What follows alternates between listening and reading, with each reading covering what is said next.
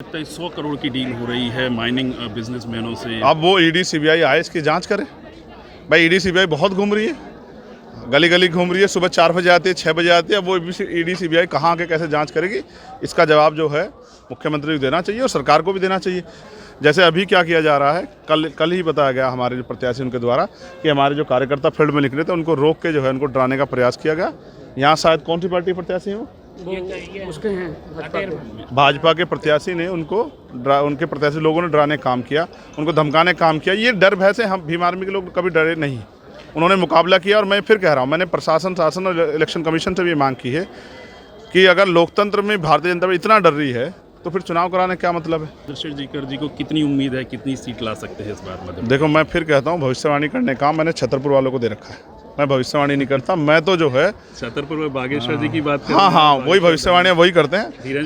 हम तो काम करते हैं, हम काम कर रहे हैं। कुछ लोग कैसे अपने काम कर रहे हैं, कुछ लोग कैसे अपने काम, हम जनता की सेवा का काम कर रहे हैं। इस वक्त हमारे साथ भीम आर्मी चीफ चंद्रशेखर जी मौजूद हैं। आज भिंड के मेहगांव विधानसभा में आए हैं वो, उनसे हम कई मुद्दों पर चर्चा करेंगे। सबसे पहले बात, चंद्रशेखर जी, एक वीडियो आज वायरल हो रहा है जो केंद्रीय मंत्री नरेंद्र सिंह तोमर, उनके बेटे का लखनऊ से कनेक्ट है। वो 18 करोड़ का लेन देन हो चुका है, 100 करोड़ के ट्रांजेक्शन की बात हो रही है। आपकी जानकारी में है, क्या कहेंगे? देखिए, मैंने भी टीवी पर देखा और वो वायरल भी बहुत हो रहा है। मैंने आपको बताया, भारतीय जनता पार्टी हमेशा धनबल से चुनाव लड़ती है और भारतीय जनता पार्टी जितनी भी स्थापित पार्टी है वो धनबल से चुनाव लड़ती है। जिनका वोट कम है उनको लोकतंत्र में ताकत हासिल करने के लिए कोई ना कोई किसी न किसी चीज़ का प्रयोग करना पड़ेगा। तो अब जनता जो है, जनता की वोट को खरीदने के लिए धनबल का प्रयोग हो रहा है।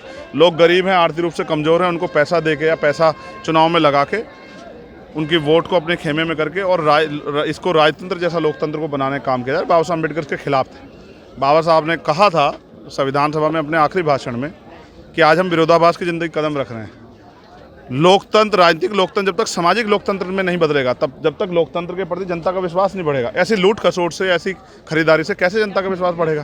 क्या लगता है 100 करोड़ की डील हो रही है माइनिंग बिजनेसमैनों से? अब वो ईडी सीबीआई आए, इसकी जाँच करे। भाई ईडी सीबीआई बहुत घूम रही है, गली गली घूम रही है, सुबह 4 बजे आती है, 6 बजे आती है। अब वो ईडी सीबीआई कहाँ आके कैसे जांच करेगी, इसका जवाब जो है मुख्यमंत्री को देना चाहिए और सरकार को भी देना चाहिए। जब भाजपा के नेताओं पर इस तरह के आरोप लगते हैं तो ईडी सीबीआई वाले कहीं आते नहीं है, लेकिन वही आरोप अगर किसी विपक्ष की पार्टी में लग जाए तो ईडी सीबीआई वाले सुबह पहुँच जाते हैं, अपने आप जाके मुकदमा लिख देते हैं। मैं ये मानता हूँ कि मध्य प्रदेश में कभी कांग्रेस कभी बीजेपी, सब लोगों ने राज किया और हम लोग ये प्रयास कर रहे हैं कि इस बार काम करने वाले लोगों को मौका मिले। इसलिए आज़ाद समाज पार्टी ने आज भिंड जिले में मेहगांव विधानसभा पे अपनी सभा की है और मेरा विश्वास है मेहगांव की जनता इस बार आज़ाद समाज पार्टी को समर्थन करेगी। 2 अप्रैल में जो हिंसा हुई थी, जातीय हिंसा, तो मेहगांव उसका मुख्य केंद्र रहा था क्योंकि 2 दलित समाज के लोगों की जान गई थी। आपने अपना चुनावी अभियान चंबल के मेहगांव से शुरू किया, क्या इसको ही केंद्र बिंदु रख के शुरुआत की? मैंने इस धरती को नमन करने के लिए, बलिदान की धरती, हमने मंच पे उन अपने शहीदों की तस्वीरें भी लगाई थी, उनके परिवारों को भी हमने बुलाया, उनको भी हमने नमन किया। जिनके साथ शोषण हुआ इस क्षेत्रों में उनको भी हमने नमन किया, उनको भी हमने विश्वास दिलाया कि ये शोषण जो आपके साथ हुआ है, हम आपके जो अन्याय हुआ है इसको ख़त्म करने में मदद करेंगे। और उन परिवारों को जिनके बच्चों ने शहीदी प्राप्त की समाज की लड़ाई लड़ते हुए, आज उनकी जो विश्वास था उस विश्वास को भी आगे बढ़ाना है कि वो अपने आप को अकेले ना समझे। तो ये बलिदान की धरती है, इस धरती को नमन करने के लिए हमने मेहगांव शुरुआत की है और अभी तो हमने इस शुरुआत की है। अभी आप आगे देखना, आज के बाद जिस तरह से हमारे लोग जाकर ज़मीन पे काम करेंगे। जैसे अभी क्या किया जा रहा है, कल ही बताया गया हमारे जो प्रत्याशी उनके द्वारा कि हमारे जो कार्यकर्ता फील्ड में निकले थे उनको रोक के जो है उनको डराने का प्रयास किया गया। यहाँ शायद कौन सी पार्टी प्रत्याशी है वो उसके हैं भाजपा के प्रत्याशी ने उनके प्रत्याशी लोगों ने डराने का काम किया, उनको धमकाने का काम किया। ये डर भय से हम भीम आर्मी के लोग कभी डरे नहीं, उन्होंने मुकाबला किया। और मैं फिर कह रहा हूँ, मैंने प्रशासन शासन और इलेक्शन कमीशन से भी मांग की है कि अगर लोकतंत्र में भारतीय जनता पार्टी इतना डर रही है तो फिर चुनाव कराने क्या मतलब है। बीएसपी दलित और पिछड़ों की बात कर रही है, एएसपी भी दलित और पिछड़ों की बात कर रही है, फिर भी दोनों अलग अलग हैं, क्या वजह? कांग्रेस भी दलित पिछड़ों की बात करे, भाजपा भी करे, फिर भी अलग अलग है। तो ये तो कोई बात ही नहीं है। लोकतंत्र है, सबको अधिकार है। ये जनता का विश्वास है कि वो किसके साथ खड़ा होना चाहते हैं। जनता ने सबको मौका दिया है और जनता ने सबको मौका दिया, उसके बाद परिणाम भी देखें।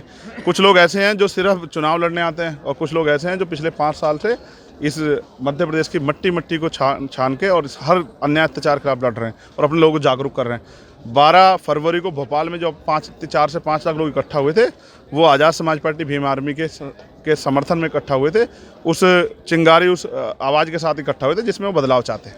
उत्तर प्रदेश का रास्ता चंबल से होकर जाता है मध्य प्रदेश में, तो क्या पहले चंबल पे पकड़ बनाएगी? पूरे मध्य प्रदेश में हमारे कार्यकर्ता हैं, कोई ऐसा क्षेत्र नहीं है मध्य प्रदेश का, चाहे वो आगर मालवा संभाग हो, चाहे निमाड़ हो, चाहे वो रीवा संभाग हो, चाहे चंबल, सब में हमने काम किया है। सब जगह भीम आर्मी आज़ाद समाज पार्टी संगठन है और जहां हम मजबूती से लड़ रहे हैं। हमें तो सरकार से ये भी उलझना पड़ रहा है कि हमें सिंबल देर से अलाउट हुआ और उसके बाद जो है हमारे बहुत सारे प्रत्याशियों को जो है कमी बता के उनके पर्चे खारिज कर दिए गए। जो छोटी मोटी कमी हमारे प्रत्याशियों को हमारा सिंबल नहीं अलाउट होने दिया गया। हमें तो सरकार को इस पटल पर भी लड़ना पड़ रहा है, लेकिन हम घबरा नहीं रहे।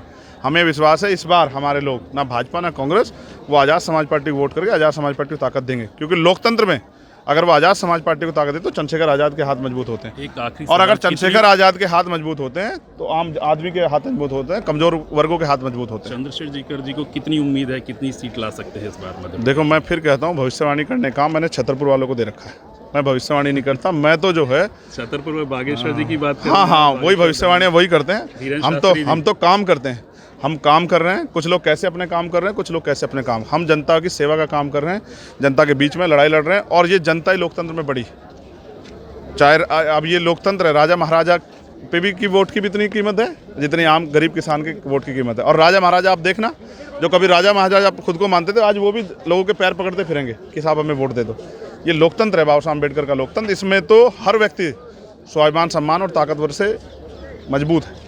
और जनता में अगर जनता की वोट चाहिए तो जनता के बीच जाना पड़ेगा। इस लड़ाई को भीम आर्मी आज़ाद समाज पार्टी ने लड़ा है, इसलिए ज़्यादा विश्वास इस बार आज़ाद समाज पार्टी पर कमज़ोर वर्गों के लोगों का है। बिल्कुल, ये भीम आर्मी चीफ चंद्रशेखर जिन्होंने बताया कि इस बार जो है आज़ाद समाज पार्टी पर यहाँ की जनता जरूर विश्वास जताएगी। हेमंत शर्मा, MP तक, भिंड।